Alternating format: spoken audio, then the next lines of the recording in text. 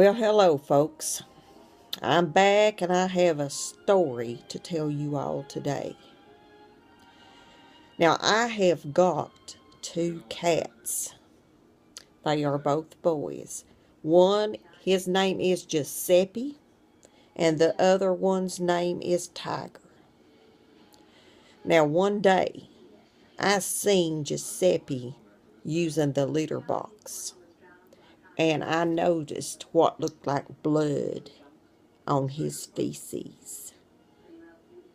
Now, I was a gagging, I have a weak stomach, and I just can't I tried to get close enough to look, but I was a gagging. And then he covered it up, so I couldn't see what was on it. So I thought, well, maybe he was just constipated. So about a month later, I seen another drop of blood on the litter mat in front of the litter box. I hollers to my husband, I says, "Hey, Danny." And he says, "What?" I said, "We're going to have to take Giuseppe to the vet." He says, "How come?" I said, "He's got blood in his feces." So he says, "Okay." Well, now I make an appointment for him. And I have one of them little soft pet carriers. Now, it wasn't a big one. It was a small one. And the kind that zips like this right here. So come the day for his appointment, I get Giuseppe and I tell him, I says, "Giuseppe, you is going to have to go to the vet because you has got blood in your feces."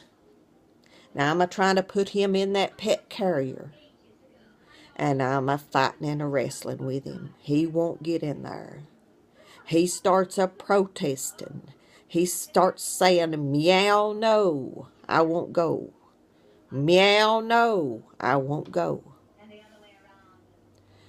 He has been watching too much TV. He evidently was watching them protest on the TV when I thought he was asleep. Well, now let me tell you, I was worn out by the time I got him in that pet carrier.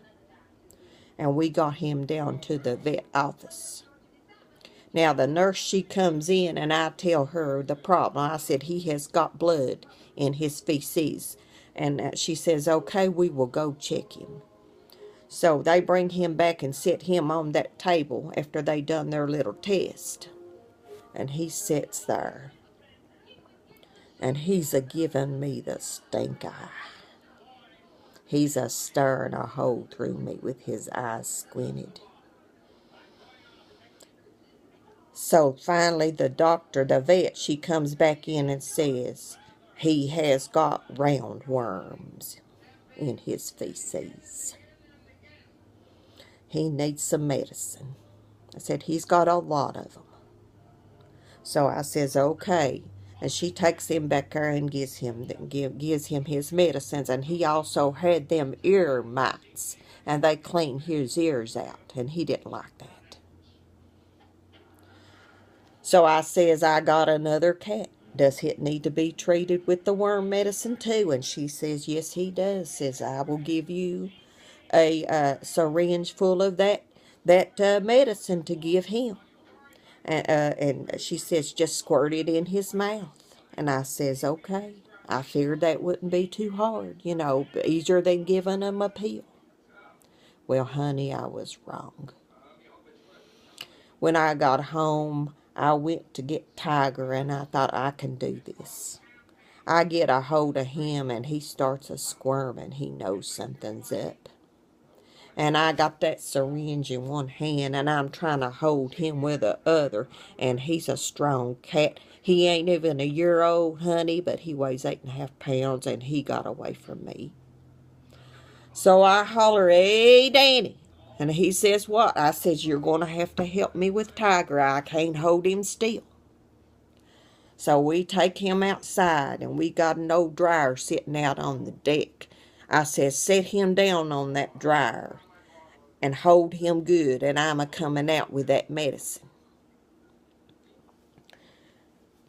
Now I come out there, and I grab a hold of the scruff of his neck, and I try to pull his head back so I can squirt that medicine in his mouth, and he's a-fighting me. He's a fighting and a squirming. My husband can't hardly hold him. He's a strong cat.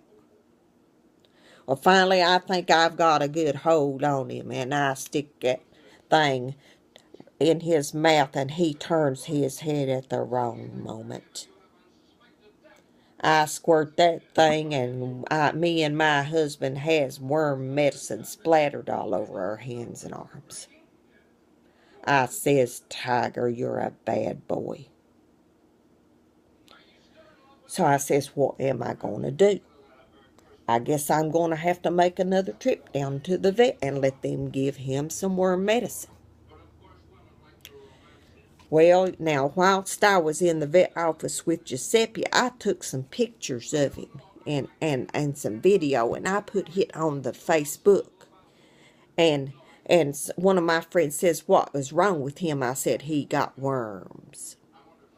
And another one of my friends, she says, did they give you some medicine for your other cat? I said, yes, they did, but it ended up all over me and my husband. She says, I have to take my dog to the vet in the morning.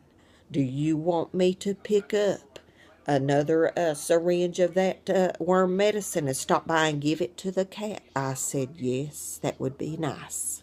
I would appreciate that. Now, the next day she shows up, and I put Tiger in that pet carrier. I managed to get him in there. And we take him over and set him on the dryer. And she unzips that pet carrier, and she starts a baby talking to him, and he's crouched back in there. And he's giving her the stink eye. He's saying, woman, I don't know who you are or what you want, but you ain't a-touching me. But little by little, she sweet talks him and pulls him out of there. And before you could say meow, she had that medicine down him without spilling a drop. Now, folks, I was amazed because of all the problem that I had trying to get the medicine down him. I was amazed. And then I thought, she is bound to be one of them cat whisperers. One of them cat whisperers, people. You know, they are them people that can do anything they want. They can get that cat to do anything you want them to do. They have a way of communicating with them. So the next time, folks, that you need to give your cat some medicine, you call one of them cat whisperers and ask them if they can make a house call.